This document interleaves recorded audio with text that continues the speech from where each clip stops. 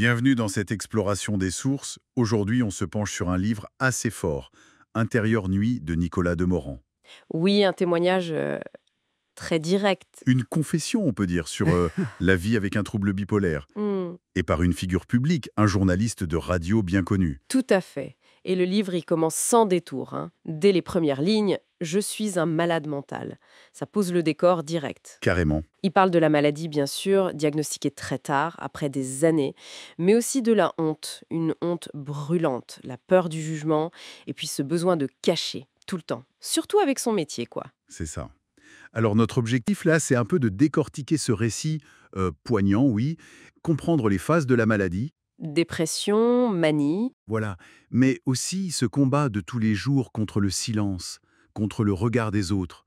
Il commence par décrire ces phases dépressives, longues, écrasantes. Hmm, Il utilise des termes cliniques, mais très parlants. La clignophilie, ce besoin de rester au lit.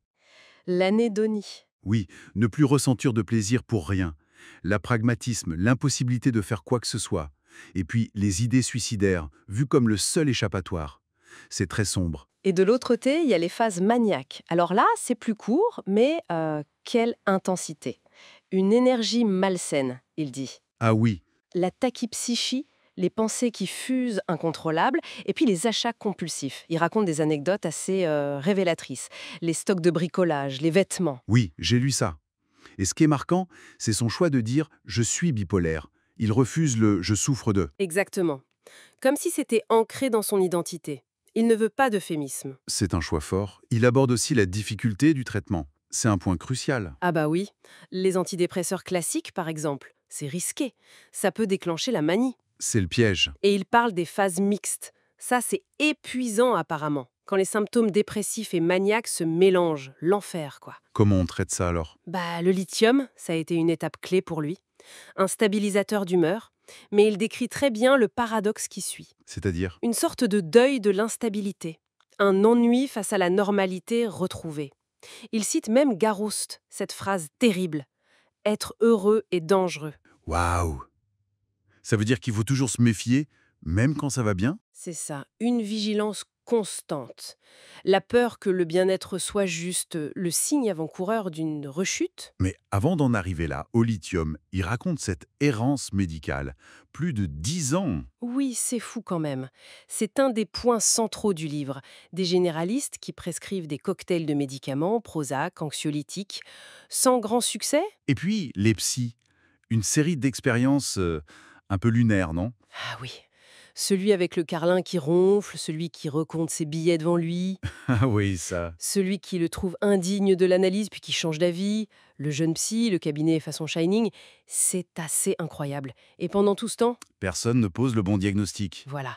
Et ça souligne un vrai problème, je pense. Le livre le montre bien. Le manque de formation des généralistes sur ces troubles, le temps perdu. Le temps perdu avant d'arriver à un spécialiste, oui.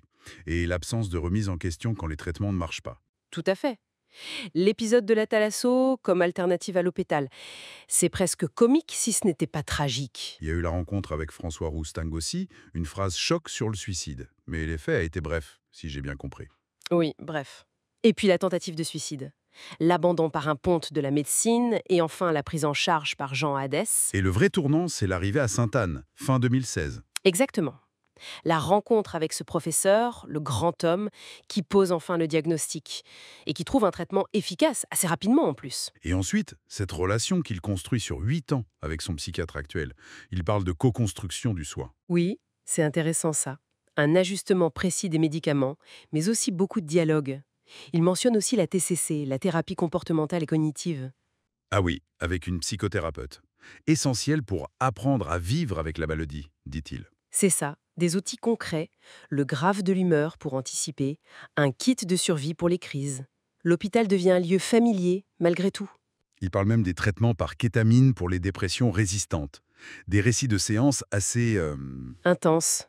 Oui, du bad trip terrifiant à l'expérience presque mystique, avec parfois un effet de reset mental assez spectaculaire, semble-t-il.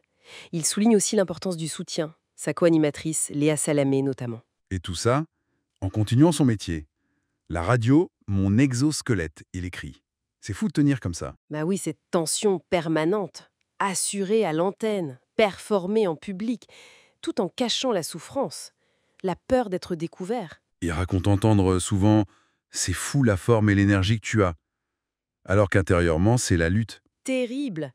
Et son message final, c'est cet appel à la banalité pour les malades mentaux. Oui, être considéré comme n'importe qui d'autre, finalement. Intérieur Nuit, c'est donc vraiment une immersion courageuse, hein. Ça démystifie la maladie mentale, ça montre la vulnérabilité, mais aussi la force qu'il faut pour naviguer là-dedans, et face au regard des autres. Tout à fait. Et ça nous laisse avec une question importante, je trouve, au-delà de son histoire personnelle. Hmm. Face à cette lutte pour exister malgré la maladie, malgré le stigmate, comment la société peut évoluer? Comment on peut offrir non seulement de la compréhension, mais cette banalité qu'il demande? Une vraie intégration, oui. Sans honte, sans devoir se cacher, c'est toute la question.